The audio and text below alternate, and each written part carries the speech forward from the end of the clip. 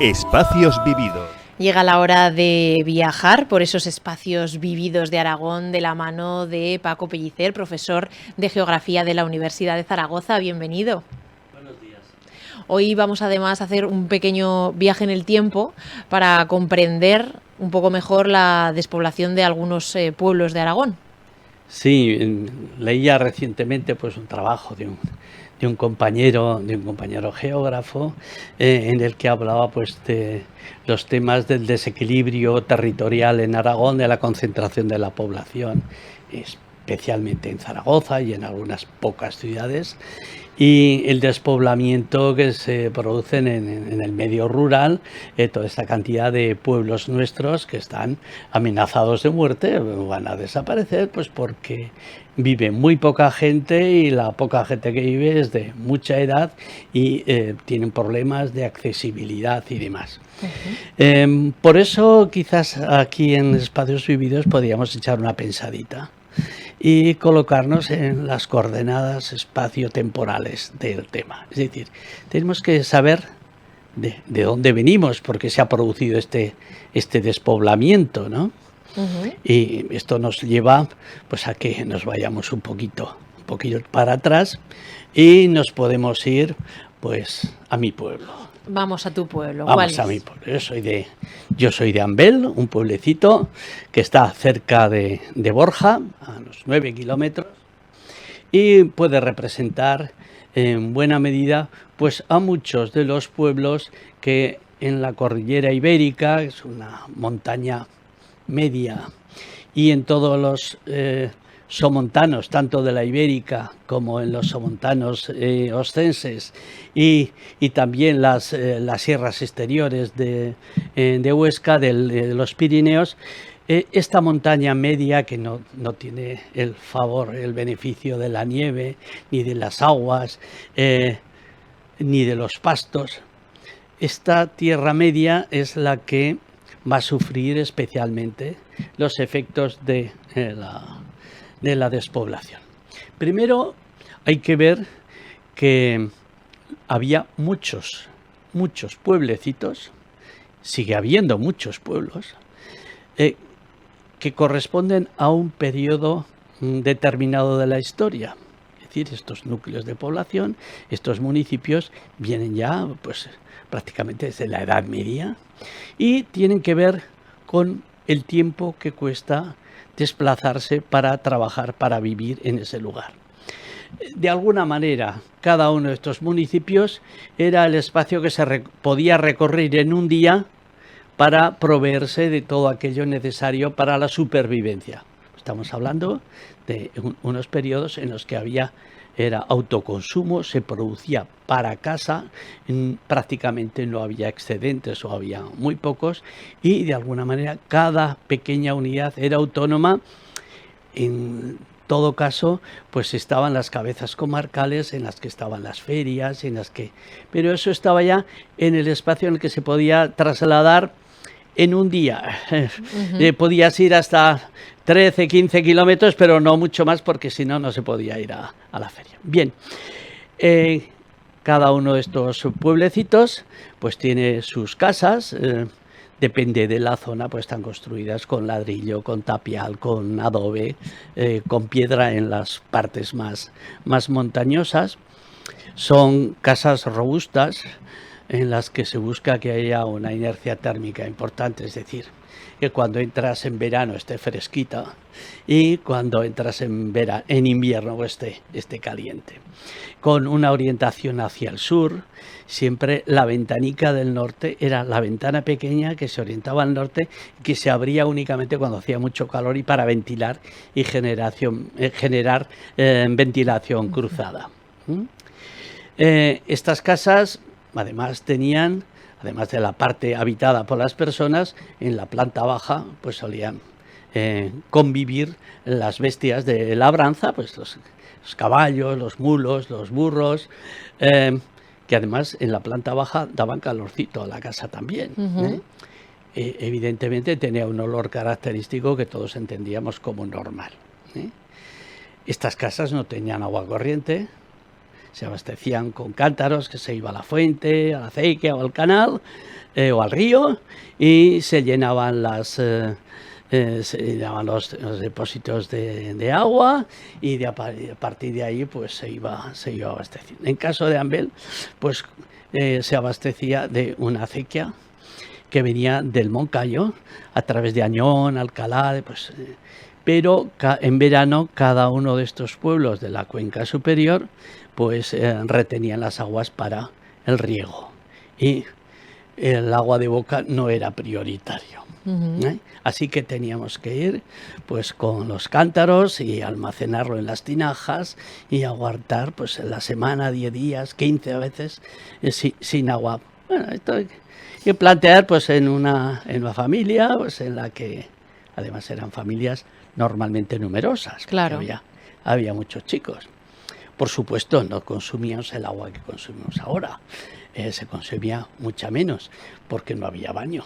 Al no haber agua corriente, no había baño, entonces pues todos utilizábamos el corral como cuarto de baño, y solamente ya después de cuando llegaron las aguas, yo ya tenía 17 años cuando llegaron las aguas a mi pueblo, y mi tía María pues hizo un cuarto de baño muy bonito, pero no nos dejaba usarlo, eso era para las novias de los chicos cuando venían. Eso se guardaba muy bien. Bueno, estos son cosas. Por supuesto, el baño tenía que ser en precario, con un balde, o si no nos íbamos a la balsa, y de manera fortuita, y escaqueándonos de que no nos viera mi tío Pedro, pues nos tiramos a la balsa, nadábamos un poco y volvíamos a salir. Siempre había alguien que nos veía, se lo chivaba a mi tío Pedro, y mi tío Pedro era un encanto de hombre, nos echaba una bronca. Bien, esto era un poco las casas de los pueblos, y luego hay que ver también cómo estaba distribuido el territorio de este municipio. Pues en la parte más próxima estaban los huertos. Los huertos era... el huerto no es lo mismo que el regadío. El huerto es una pequeña parcela para la producción fundamentalmente de hortalizas y alguna fruta. Y también estaba la zona del regadío, que acompañaba a estos huertos, pero que estos solían estar hasta cerrados. Eran una propiedad muy, muy cuidada. El hortus en el mundo mediterráneo es toda una institución. Bien, luego estaba la zona del regadío, siempre dependiendo de estas acequias y de una reglamentación muy, muy, muy, muy antigua. En el caso del Huecha, que es en la cuenca en la que está Ambel, mi pueblo, pues esta reglamentación ya aparece en el siglo III con los bronces de Agón, en los que en época romana todavía pues aparecen los turnos de riego de cada uno de los pueblos. Esto hace que la distribución de las aguas primero obliga a hacer unas acequias que son comunes, y es una empresa que se hace todos los pueblos juntos, y además hay una reglamentación para los turnos de riego para cada. Eso era absolutamente sagrado. Quitarle el agua a uno que estaba regando y llevártela a tu parcela, eso era pecado mortal. Eso era gravísimo. A mi padre pocas veces lo he visto muy, muy, muy enfadado. Una vez, pues un vecino, un amigo de toda la vida, tenía la parcela al lado, pues le quitó el agua. Y se puso a mi padre, dije: papá, si estás jubilado, si vienes aquí a divertirte, ¿por qué sufres tanto? Y dice: porque si ya no respetamos el agua, ¿qué vamos a respetar? Entonces yo me di cuenta que para mi padre ese principio era sagrado, absolutamente sagrado. Bien, teníamos esta huerta, este regadío, que era para el abastecimiento de pues las lechugas, las borrajas. O sea, teníamos una gran diversidad, y luego frutas también, de quien más y quien menos pues tenía un cerezo, un melocotonero, un albaricoquero, una higuera, y a lo largo del año pues íbamos sacando. Es decir, ahora cuando digo ¿cuál es la fruta de temporada? Digo, en mi pueblo empezaba con las fresas, inmediatamente después venían las cerezas, después los alberjes, que los chicos los comíamos verdes y después nos daban cabrillas, que eran las travesuras que hacíamos. Robábamos las grosellas en el huerto del cura, que era el único sitio donde había grosellas. yo creo que con su consentimiento, porque sabía que éramos nosotros, pero nos dejaba, ¿no? Bien, entonces tenemos esta parte de producción intensiva, y esta es la que está inmediatamente al lado del pueblo. ¿Por qué? Porque es donde vamos a ir a recogerlo, y además los días. Exige una labor intensiva, y hay que trabajar mucho. Un huerto de 50, de 100 metros da mucho de sí, ¿eh? Pues tenemos el regadío. Después, inmediatamente a lo que es el regadío tradicional con unas acequias, estaba el regadío de orillada. ¿Eso qué era? Dice, pues con los excedentes de agua de invierno, con el agua que sobra, que en la huerta en esos momentos pues está todavía en el letargo invernal, pues a final del invierno, principios de primavera, se regaba con la acequia nueva que llamábamos, una banda en la que fundamentalmente había olivos. Olivos, que también es un producto que tiene un alto valor, una alta consideración en el mundo mediterráneo, y que hay que cuidar, que hay que trabajar y tal. Son los olivos, y al lado el viñedo. Después de la huerta, viñedos, olivo, pues viene el secano. Ya no hay más precipitaciones que las que llueve, y ahí es donde se cultivan los cereales, pues de la cebada, de la avena, del trigo, etcétera. Más lejos, ¿qué es lo que tenemos? El monte. El monte en el que había fundamentalmente matorral y algunas encinas, pero aisladas. Era lo que quedaba de los antiguos encinares. Es decir, teníamos coscojos, aliagas, romeros, tomillos, todos estos arbustos de carácter mediterráneo, que entonces eran muy importantes, porque eran la energía que se consumía en los hogares, en las cocinas, en los hornos, en las caleras. Entonces, mi padre, por ejemplo, tiempo que era leñador, la gente que no tenía muchas tierras, pues cuando apretaba la necesidad, y mi madre le decía a mi padre, ay Paco, a ver si haces unas carguicas de leña, y entonces traes un poquito de dinero en efectivo, digamos en cash, que diríamos. Y pues mi madre, cuando necesitaba cash, pues cogía a mi padre, se iba, hacía unas cargas de leña y las iba a vender, o bien a Bulbuente, que había unas caleras, un señor Beta, me acuerdo, y si no, pues lo llevaban a los hornos de Borja, a los hornos de panaderos y tal. Lo que significaba coger el mulo o la burrica, había que ir, estar todo el día acá, hacer los fajos de las coscojas pinchas, las aliagas también y tal, pero las aliagas tienen un poder calorífico inmediato estupendo. Con todo esto lo llevaban a los hornos de pan de Borja. Digamos que ya tenemos otra auréola que va a compartir su espacio también con en la zona de pastoreo. Ahí estas zonas, claro, la labor que se hacía de ir arrancando matas, las más grandes y demás, esto era un laboreo que se hacía en el monte, que beneficiaba la proliferación de otras plantas más tiernas que aprovechaba el ganado. Todo esto sí que era sostenibilidad. Eso era una sinergia y un ciclo. Eso era sostenibilidad en un momento determinado, era plenamente sostenible. Y este sistema pudo permanecer durante siglos. Ahí va los ganados, normalmente eran ganados del conde. Lo de las tierras del conde, sí, ¿no? Que también tenía muchas tierras, entonces. Pero también había pues unas dehesas comunales donde iba la vicera, que era pues 3 ovejas de uno, 2 cabras del otro y tal. Todos los vecinos tenían un pastor que llevaba todo el ganado de distintos propietarios, lo llevaba a la dehesa, comían, y por la tarde pues tú aparecías por allí con el corderito para que la oveja viniera rápidamente a buscar a su niño.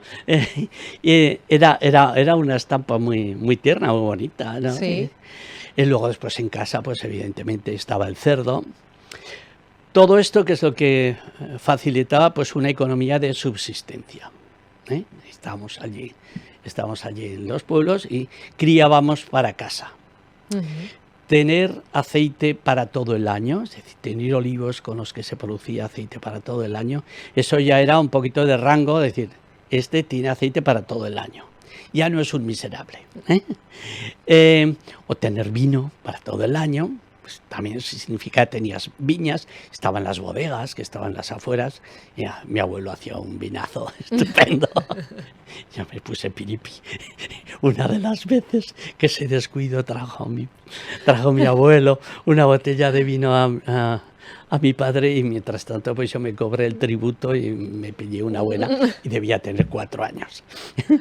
Bien, esto era, teníamos el vino, teníamos el tener el grano para los animales durante todo el año. A veces cuando llegaba la primavera, pues se había acabado la cebada para echarle al macho, y aquello costaba.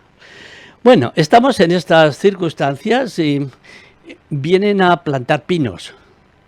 Y la dehesa del pueblo, lo que eran los terrenos comunales, lo plantan de pinos, aquellas repoblaciones forestales de los años primeros 60.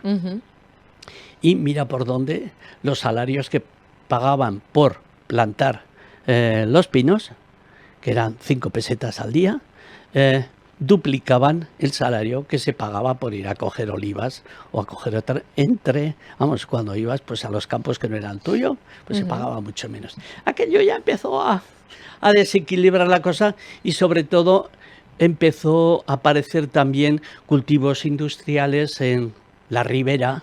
Entonces ya nos íbamos los de Ambel, nos íbamos a la ribera, a Gallur, a Tauste, pues a las cebollas, y ahí ya se estaba produciendo una agricultura industrial. Pues vamos a tener que dejarlo aquí porque no nos queda tiempo, pero seguiremos hablando. Hemos hecho el primer capítulo, que era la economía de subsistencia, y avanzaremos en nuestro próximo encuentro hacia esa agricultura más industrializada. Paco Pellicer, profesor de Geografía de la Universidad de Zaragoza, un placer como siempre tenerte con nosotros. Gracias.